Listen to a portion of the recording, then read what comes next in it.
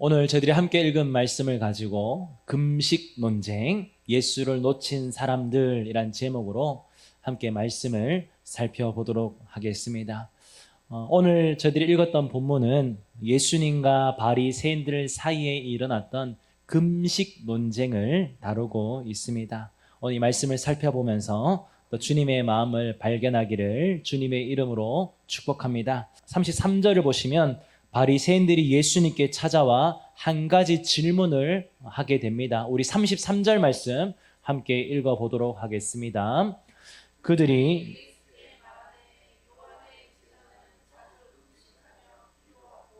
바리새인들의 제자들도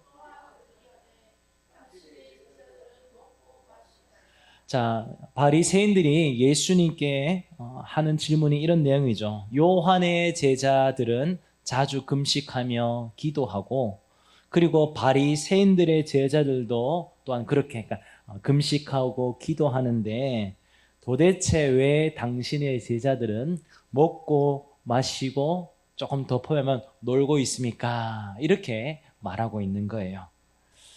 바리새인들이 예수님께 찾아와서 이렇게 왜 금식 이야기를 할까요? 그 이유가 있습니다. 우리가 이제 지난주 말씀이죠. 이 앞에 나오는 내용을 보시면 예수님께서 세리인 레위를 제자로 부르시고, 레위는 그 주님의 부르심이 너무 기뻐서 예수님을 자기 집에 초청하고, 그리고 세리와 다른 사람들, 다른 친구들을 함께 초청해서 예수님과 식탁 교제를 나눴습니다. 이때 바리새인들이 어떻게 했냐면 예수님께 불만을 품고 제기했죠. 왜 죄인들과 어울리냐 이렇게 이야기를 했을 때 예수님께서 어떤 말씀을 하셨냐면 한마디로 딱 제압을 했어요. 어떻게 말씀하셨는지 우리 32절 말씀 함께 읽어보겠습니다. 내가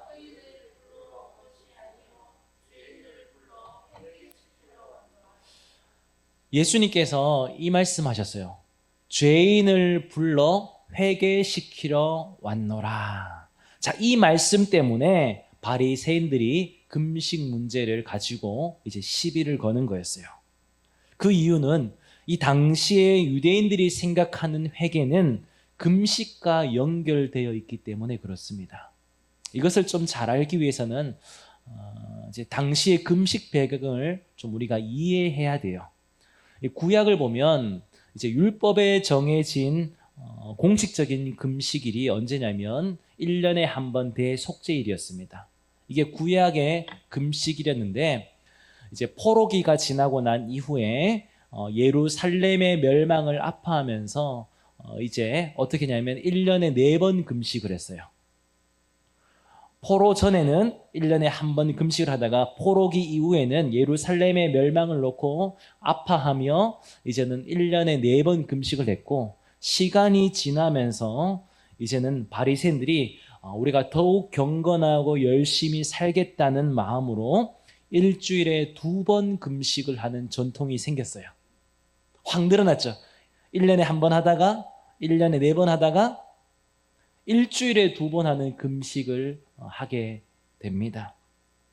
우리도 그렇지 않습니까? 처음 예수 믿으면 너무 기뻐서 주일 예배 참석하다가 그래 주님을 더 잘 섬기고 주님 더 예배해야지 하면서 수예배도 나오고 새벽기도도 나오고 이렇게 하면서 마치 열심히 하는 것처럼 그 당시에 어떻게 했냐면 바리새인들이 더 경건히 주님을 사모하고 열심히 하고자 하는 마음으로 일주일에 2번 월요일과 목요일 금식하는 어떤 전통을 만들기 시작했습니다.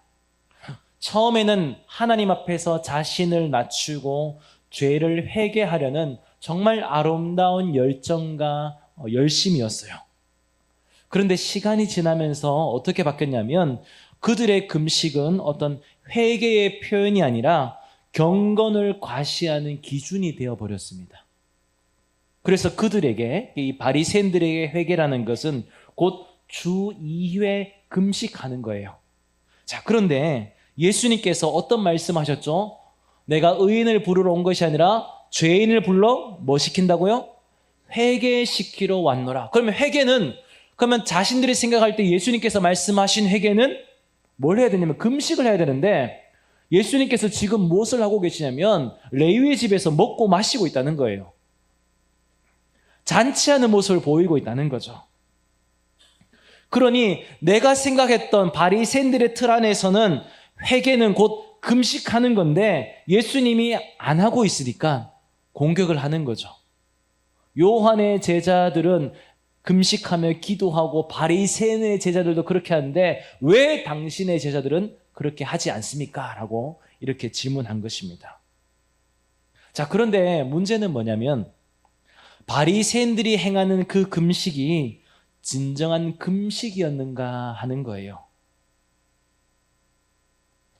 그들의 말대로 회개가 곧 금식이라면 하나님 앞에서 금식하면 할수록 더 겸손해져야 됩니다.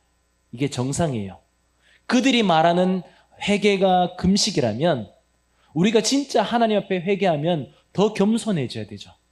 그러면 월요일과 목요일 일주일에 2번씩 금식한다면 그들은 더 하나님 앞에 겸손하고 하나님 앞에 자신의 모습을 보며 애통해야만 합니다. 이게 정상이에요.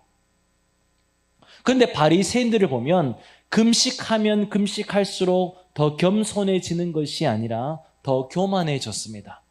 그래서 저희가 나중에 이제 누가복음 18장을 보시면 어떤 내용이 나오냐면 이제 바리새인들이 하나님 앞에 기도하는 내용이 나와요. 나는 일회에 2번 금식하고 저 사람들은 그렇게 하지 않습니다. 막 비교하면서 나는 잘났고 저 사람은 못났습니다. 이렇게 기도하는 모습이 나와요. 그러면 이들이 금식이 뭐냐면 하나님 앞에 애통하며 나의 모습에 나의 죄악을 아파하는 것이 아니라 이 금식이 뭐냐면 나 잘났습니다 하는 금식이 되었다는 거죠. 어느 순간 하나님 앞에 정결하게 살아가는 도구의 금식이 아니라 금식하는 것이 자기의 의가 되어서 다른 사람들을 판단하고 정죄하는 무기가 되어버렸습니다. 그래서 오늘 바리새인들이 묻는 왜 당신의 제자들은 금식하지 않습니까? 라는 질문은 어떤 하나님을 향해서 경건한 정말 순수한 의도에서 하는 질문이 아니라 우리는 이렇게 금식하는데 당신의 제자들은 우리만큼 왜 경건하지 않습니까? 왜 회개라는 말을 쓰면서도 왜 경건한 모습이 보이지 않습니까? 라는 교만과 정죄의 질문이었다는 거예요.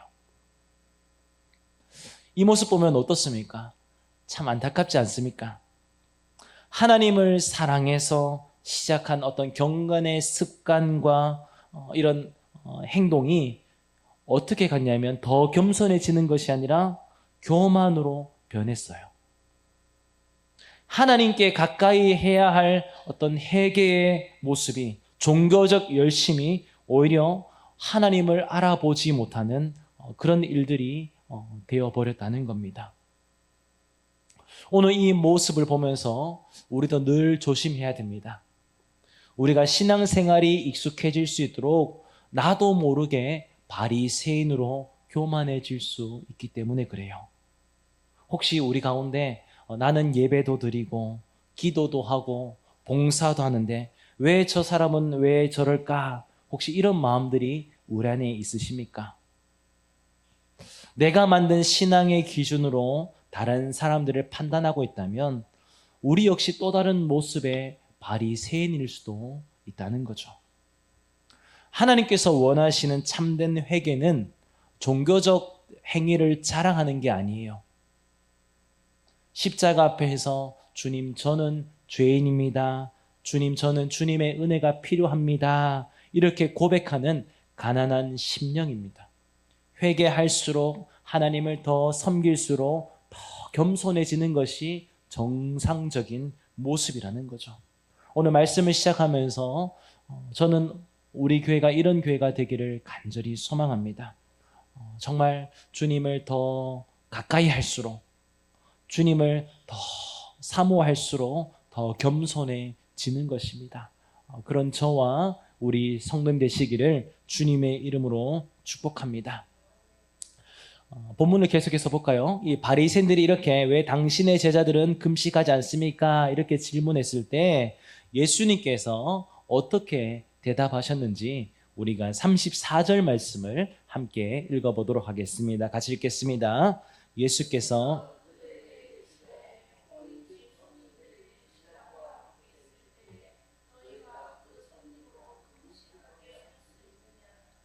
자, 예수님께서 이제 금식으로 자신의 경건을 자랑하는 이 바리새인들에게 어떤 말씀을 하셨냐면 혼인 잔치의 비유를 들어 주셨습니다.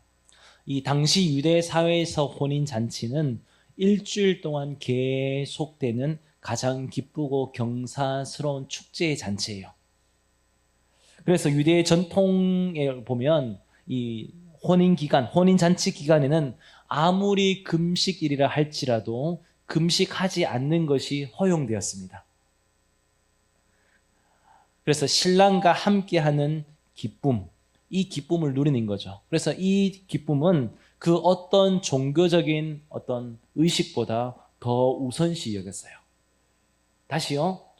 자, 금식 기간이 정해져 있다 하더라도 혼인 잔치 기간에는 신랑과 함께하는 이 축제 기간에는 금식보다 이 혼인 잔치하는 것을 더 우선시 여겼습니다. 예수님께서 이 비유를 드신 이유가 뭐냐면 예수님 자신이 바로 신랑이며 지금은 혼인 잔치를 하는 시간이기 때문에 금식하지 않는다, 이렇게 말씀하고 계신 거예요. 자, 구약을 보면 하나님은 여러 차례 이스라엘의 신랑으로 묘사되었습니다. 그리고 예수님께서는 자신이 하나님께서 보내신 메시아이시며 하나님 나라의 혼인 잔치를 시작하는 신랑이라는 것을 이 비유를 통해서 지금 말씀하고 계세요. 그러니 신랑이신 예수님과 함께하는 이 잔치는 금식하는 것이 아니라 함께 먹고 마시며 축제해야 되는 시간이다, 그렇게 말씀하고 있는 것입니다. 오늘 예수님께서 이 혼인잔치 비유를 통해서 말씀하신 이 내용을 통해서 예수님께서 말씀하시는 회개를 우리가 한번 생각해 봐야 돼요. 예수님께서 말씀하시는 회개는 결국 뭐냐면 자신의 죄를 깨닫고 이제는 신랑 되신 예수님께 돌아오는 거예요. 이게 진짜 회개라는 거죠. 그리고 주님께 돌아온 사람은 이제는 죄의 용서를 받고 하나님과의 관계가 회복됩니다. 그러니까 회개는 결국 이런 거죠. 회개는 단순히 죄를 슬퍼하는 데서 끝나는 것이 아니라 하나님 나라의 잔치에 참여하는 기쁨으로 이어진다는 거죠. 그래서 예수님께서 죄인을 부르시는 곳, 죄인과 함께하는 곳은 언제나 용서가 있습니다. 그리고 용서가 있는 그곳에는 하나님 나라의 기쁨과 잔치가 열리게 됩니다.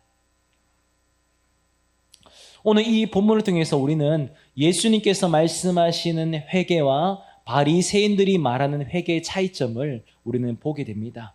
바리새인들에게 회개는 뭐죠? 금식이라는 종교적 의식입니다. 다시요. 바리새인들의 회개는 뭐라고요? 금식 행위입니다. 행위. 그러나 예수님께서 말씀하시는 회개는 신랑 되신 예수님께 돌아와서 하나님과의 관계를 회복하는 것, 이것이 진짜 회개라는 거죠. 결국 우리가 회개하면 회개할수록 하나님과 가까워지는 거예요. 회개할수록 하나님과 가까워지고 하나님 앞에 나의 모습을 보는 거라는 거죠. 그러므로 지금 예수님께서 레위의 집에서 세리들과 또 바리새인들이 봤을 때 죄인들, 이들과 함께 식탁 교제를 나눈 것은 단순히 먹고 마시는 자리가 아니라 하나님을 떠나 방황하던 죄인이 신랑 되신 예수님께 돌아와서 하나님 나라의 잔치에 참여하는 참된 회개 현장이었다는 거예요. 사랑하는 성도 여러분, 오늘 우리의 심령에는, 우리의 마음에는 이런 회개 기쁨이 살아 있습니까? 혹시 회개를 어떤 자책하는 행위, 때로는 슬퍼하는 행위로 또는 종교적 의무로 생각하고 있지는 않습니까? 참된 회개는 신랑 되신 예수님께 돌아와서 하나님과의 관계를 회복하는 거예요. 그리고 그 하나님으로 인해서 기쁨이 일어나는 겁니다. 이게 진정한 회개입니다. 우리에게도 이러한 은혜가 있어야 되지 않겠습니까? 간절히 소망하는 것은 이 참된 회개의 은혜와 기쁨이 저와 우리 모든 성도님들 삶 가운데 가득하기를 주님의 이름으로 축복합니다. 자, 그렇다고 예수님께서 금식은 잘못됐다 이것을 말하는 게 아니에요. 예수님께서 이후에 어떤 말씀하시냐면 이제는 금식해야 될 때도 있다 이렇게 말씀하십니다. 그때가 언제인지 우리 35절 말씀 함께 읽어 보겠습니다. 그러나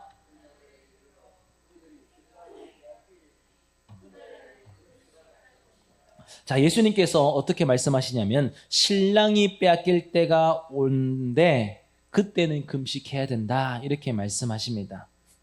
예수님께서 말씀하신 신랑이 빼앗길 때가 언제일까요?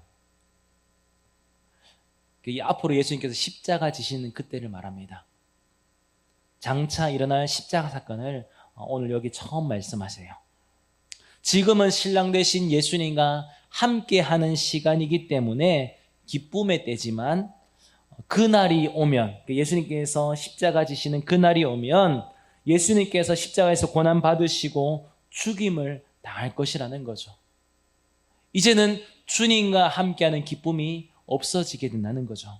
그때의 제자들은 사랑하는 주님을 잃은 슬픔과 애통 가운데 금식하게 된다 이렇게 말씀하십니다. 자, 예수님이 금식 부정하는 거 아니에요.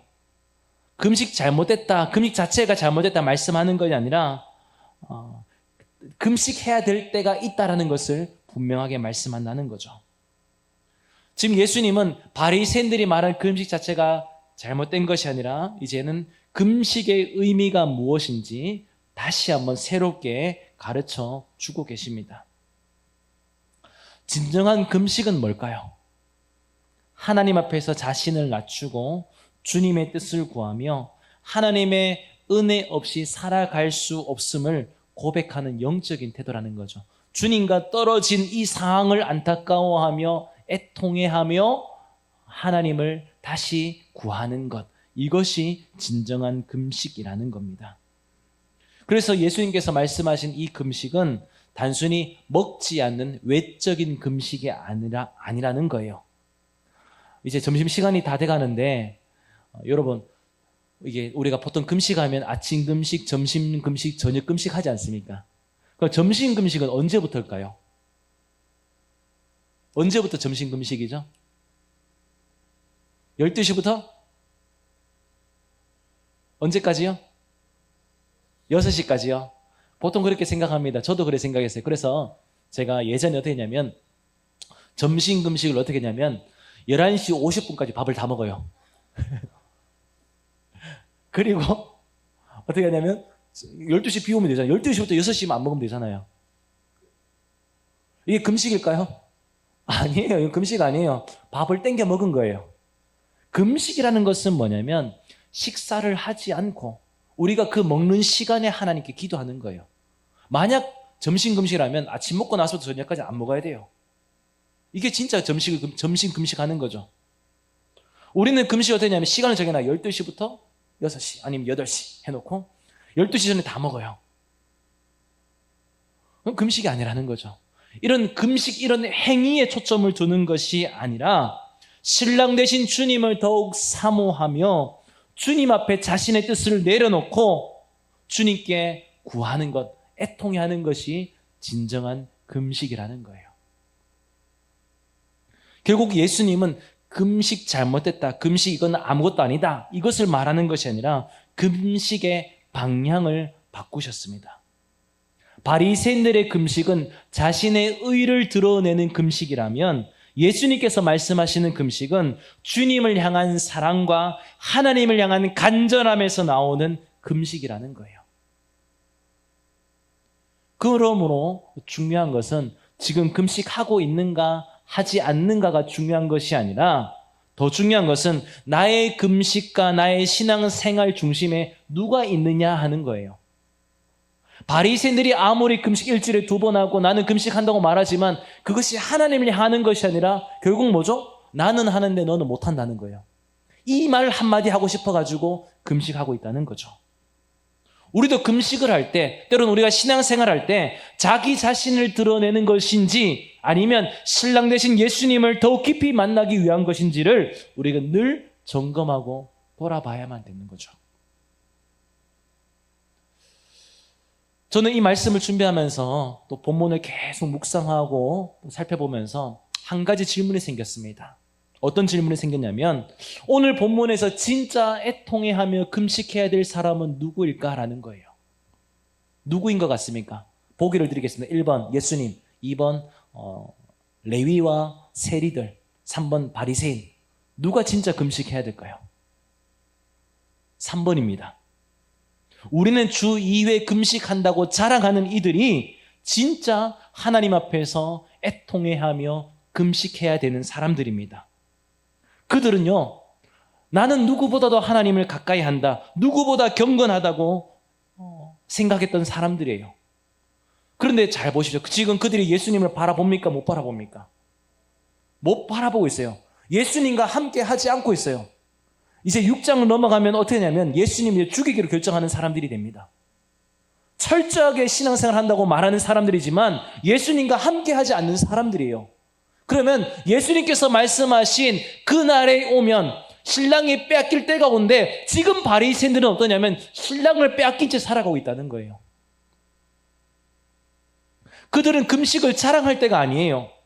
자신들이 만들어 놓은 종교적인 습관에 빠져서 정작 신랑 되신 예수님을 바라보지 못하는 영적인 어두운 상태 가운데 있다는 거죠. 남들을 잘한다 못한다 말하기 전에 자신의 영혼의 상태를 놓고 가슴을 치며 애통해하며 울어야 되는 사람들이라는 거죠. 그런데 가장 큰 비극은 무엇입니까? 영적으로 정말 비참한 상태 가운데 있으면서도 나는 풍성하다, 나는 잘하고 있다, 나는 저 사람보다 더 잘한다, 이렇게 착각하고 있다는 겁니다. 하나님 앞에 진짜 회개해야 될 사람이 오히려 자신의 의를 자랑하고 있었던 것이죠. 그런데 문제는 이 비극이 바리새인들에게만 있는 것이 아니라는 거죠. 오늘 우리에게도 동일한 위험이 있습니다. 우리도 때로는 종교적 습관에 익숙해져서 정작 주님과 깊은 교제를 잃어버린 채 살아갈 수도 있다는 거죠. 더 안타까운 것은 주님과 거리가 멀어졌음에도 불구하고 그것을 깨닫지 못하는 거예요. 예배 자리에 있고 봉사 자리에 있고 직분을 가지고 있지만 정작 예수님과 동행하는 기쁨을 잃어버릴 수도 있다는 겁니다. 누가복음 2장을 보면 예수님의 유년 시절에 대한 장면이 나오는데 특별히 어떤 내용이 나오냐면 이제 예수님과 그의 부모님과 함께 절기를 지키러 예루살렘에 갔다가 돌아오는 장면이 있습니다. 아마 기억나실 거예요. 그때 어떤 사건이 발생했냐면 돌아오는 길에 예수님을 잃어버린 사건이 나옵니다. 예수님이 성전에 있는데 부모님들은 다시 돌아가는 거죠. 근데 어떤 마음을 가졌냐면 함께 계신 줄로 생각했다. 이렇게 성경이 기록하고 있어요. 이런 거죠. 부모들이, 그러니까 요셉과 마리아가 어떤 마음을 가졌냐면 나는 예수와 함께 있다라는 생각을 하고 있다는 거예요. 정작 떨어져 있는데 같이 있다라고 생각한 거죠. 이게 비참함이라는 거예요. 나는 당연히 예수님과 있어 라고 생각했는데 정작 예수님이 없었다는 거죠. 얼마나 안타까운 일입니까? 예수님이 함께 계신 줄로 생각했지만 실제로는 예수님과 떨어져 있었습니다. 오늘 우리의 모습은 어떻습니까? 혹시 우리가 예배하고 기도하고 봉사하기 때문에 주님과 가까이 하고 있다, 나는 잘하고 있다, 혹시 그렇게 생각하고 있지는 않습니까? 우리가 두려워해야 되는 것은 교회에 와서 열심히 봉사하고 예배드리고 이렇게 우리가 나름 신앙생활 열심히 하지만 정작 주님과 교제가 없이 돌아간다면 이거는 한번 좀 고민해 봐야 될 필요가 있다는 거예요. 우리가 주님을 섬기는 것, 우리가 정말 신앙생활하는 것은 어떤 종교적 행위 한 개 더 추가하는 거 아니에요. 우리가 하나님을 섬기고 예배 드리는 것이 나는 오늘 뭐 이거 했다 이렇게 했다 이것이 된다면 이거는 안 하는 게 사실은 바람직한 겁니다. 우리는 종교적 행위를 하기 위해서 우리가 신앙생활하는 것이 아니라 하나님께 더 가까이 가기 위해서, 그분을 더 닮아가기 위해서 우리는 믿음을 지키고 열심히 신앙생활을 하려고 한다는 거죠. 바리새인들처럼 경건을 자랑하는 것이 아니라 신랑 되신 예수님 앞에 다시 서는 겁니다. 저는 기도를 중요시 여깁니다. 그런데 기도가 좋은 겁니까? 나쁜 겁니까? 좋은 거죠. 우리는 기도 열심히 하셔야 됩니다. 그런데 저는 기도하는 사람은 정말 좋아합니다. 그런데 나는 기도하는 사람이다 라고 말하는 사람은 별로 안 좋아합니다. 왜냐하면 기도한다고 말하는 사람들은 대부분은 뭐냐면 그 말하는 기준이 뭐냐면 나는 기도하지만 상대방은 안 한다는 전제를 깔고 있다는 거예요. 기도하는 사람 그냥 기도하시면 됩니다. 나는 기도하는데 저 사람 안 하네 하면 안 하시는 게 나아요. 차라리 안 하는 게 낫습니다. 그게 보인다면 내가 정말 바리새인이 되고 있다라고 지금 보시면 된다는 거죠. 우리가 중요하게 여기게 되는 것은 뭐냐면 남이 기도 안 하네 보는 것이 아니라 내가 하나님 앞에 더 엎드리는 게 더 중요합니다. 나의 경건을 자랑하는 것이 아니라 신랑 되신 예수님 앞에 서는 것이 더 중요합니다. 주님보다 앞서는 마음을 내려놓고 주님, 저는 주님 없이 살아갈 수는 없습니다 라고 고백하며 하나님의 긍휼을 구하는 것, 이것이 우리가 드려야 될 참된 회개와 금식이라는 것이죠. 말씀을 좀 맺도록 하겠습니다. 오늘 말씀을 통해서 오늘 본문에 나오는 바리새인들의 안타까운 모습을 우리는 보았습니다. 그들의 문제는 금식의 여부가 아니에요. 그들의 가장 큰 문제는 금식과 같은 종교적 행위에 신경 쓰느라 정작 신랑 되신 예수님을 바라보지 못했다는 거예요.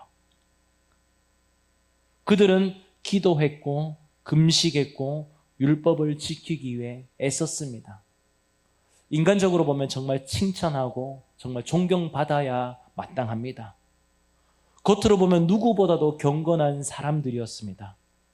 그러나 그 모든 신앙의 중심에는 예수님이 안 계셨어요.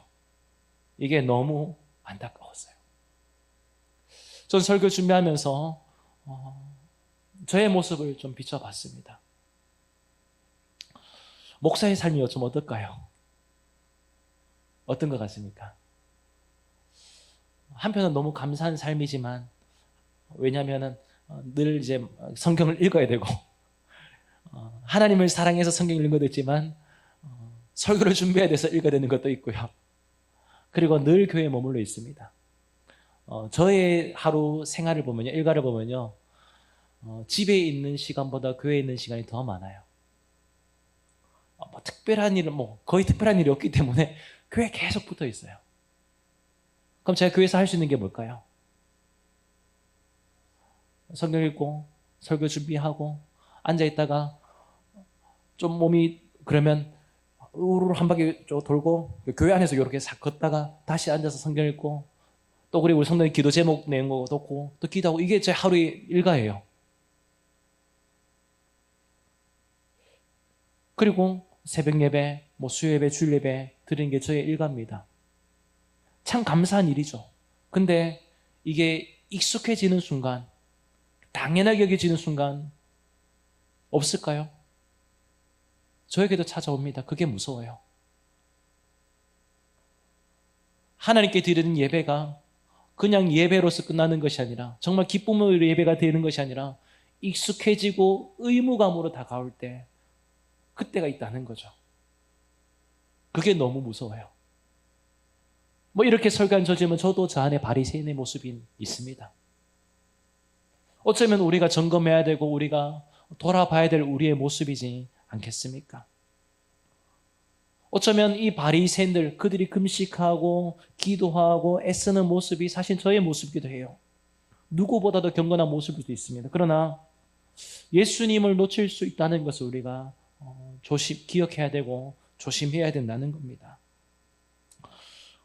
저만 그럴까요? 어쩌면 우리도 같은 위험에 빠질 수 있습니다. 예배하고 기도하고 봉사하고 헌금하는 것 참 귀한 믿음의 표현이죠. 그러나 그것 자체가 우리의 신앙의 목적이 돼서는 안 됩니다. 우리의 모든 신앙생활은 결국 누구를 향해야 되느냐? 예수님을 향해야 됩니다. 우리가 저는 우리 성도들의 신앙을 평가할 수가 없어요. 우리 성도들도 다른 성도들의 신앙을 평가할 수 없어요. 누구만 할 수 있죠? 하나님만 할 수 있습니다. 왜냐하면 그 중심은 하나님만 아시기 때문에 그렇습니다. 그러나 분명한 한 가지는 뭐냐면 우리의 신앙의 본질은 내가 얼마나 많이 했나 열심히 했냐가 되면서 안 된다는 거예요. 내가 얼마나 종교적 행위를 많이 쌓는가 거기에 있지 않습니다. 가장 중요한 것은 무엇이냐? 내가 신랑 되신 주님과 함께 걷고 있는가라는 거예요. 이게 중요합니다. 우리가 기도할 때도요, 예배 참석할 때도 늘 점검하시죠. 내가 지금 신랑 되신 주님과 함께 하고 있는 것인가 아니면 다른 마음이 내 안에 있는가 늘 점검하셔야 됩니다. 그렇다면 우리는 어떻게 살아가야 될까요? 오늘 성경 한 구절을 저희들이 좀 봤으면 좋겠습니다. 우리 히브리서 12장 2절 말씀입니다. 함께 읽겠습니다. 믿음의 주요 또 온전하게 하시는 이인 예수를 바라보자. 믿음의 주요 온전하게 하시는 이인 누구를 바라보자고요? 예수를 바라보자. 자, 히브리서는 히브리 유대인들에게 하는 메시지예요. 근데 그들에게 강조하는 것이 뭐냐면 예수를 바라보라는 거예요. 다르게 표현해볼까요? 예수 안 바라보고 있다는 거죠. 히브리인이고 나름 열심히 신앙생활을 한다고 말하지만 어떻게 한다고요? 예수를 안 바라보고 있다는 거예요. 그래서 히브리서 기자가 얘기한 것이 뭐냐면 예수를 바라보라는 겁니다. 오늘 본문에 나오는 바리새인들은 어떻습니까?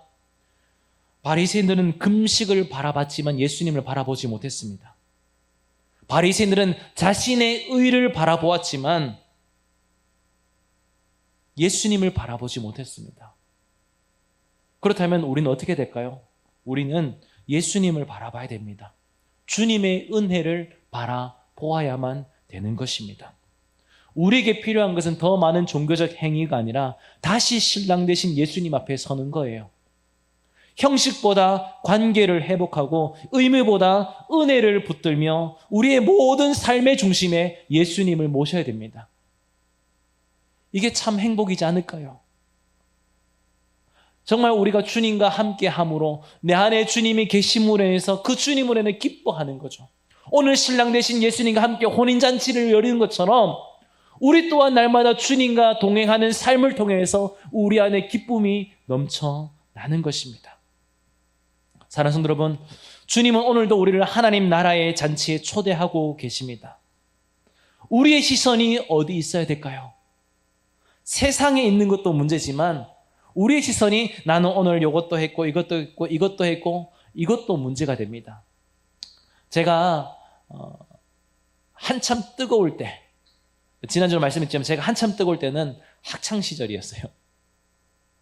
왜냐하면 그게 신앙생활을 잘하는 걸로 알고 있었기 때문에 한참 신앙생활할 때, 한참 뜨거울 때 그때 제가 어떻게 했냐면요, 그런 게 있어요. 학교 다닐 때도 새벽기도 갔습니다. 얼마나 떳떳했겠어요. 그러면 새벽기도 드리면 어떤 마음이냐, 뭔가 하루가 든든해요. 왜요? 나 새벽기도 했다. 이거 때문에 하루가 든든합니다. 그리고 이제 교회 오면요, 저의 기준은 굉장히 넓었어요. 제 위에, 제 밑에 다 포함시켰어요. 그래서 제 기준에 매기는 안 하지만 속으로 하죠. 난 저 사람보다는 그래 좀 더 많이 했고 이런 마음이 제 안에 있었습니다. 그 기준이 뭐죠? 남들과 비교하는 나의 기쁨이 저의 신앙생활의 기준이었습니다. 근데 제가 사역을 하면서 참 부끄러운 고백이죠. 제가 전도사 사역을 시작하면서 복음을 경험했어요. 그전에는 열심히 하는 것만 배웠지 복음을 몰랐어요. 그냥 교회 신앙생활 열심히 해서 남들보다 더 잘하는 것, 이것이 대단한 것으로만 생각했는데 복음을 경험하니 그게 너무 부끄러웠습니다. 우리의 기준은 열심히 남들보다 잘하는 것, 이게 중요한 것이 아니라 주님 안에 기쁨을 누리는 거예요. 주님과 동행함으로 인해 오는 만족을 경험하는 것입니다. 저는 우리의 믿음의 여정이 그렇게 되기를 간절히 소망합니다. 그렇다고 예배가 나쁘다, 안 좋다, 이게 이런 의미가 아니라는 거 기억하셔야 되죠. 정말 우리가 하나님 앞에 예배를 드릴 때도 자격 없는 우리를 예배자로 불러주신 그 은혜에 감사하는 거죠. 그리고 그 주님 앞에 그 주님을 예배하고 그 주님을 통해서 우리의 심령이 기쁨을 누리는 것입니다. 우리의 일평생의 예배가 또 우리의 일평생의 믿음의 여정이 주님과 동행하고 주님으로 인해 기쁨을 누리는 저와 우리 성도님 되시기를 주님의 이름으로 축복합니다.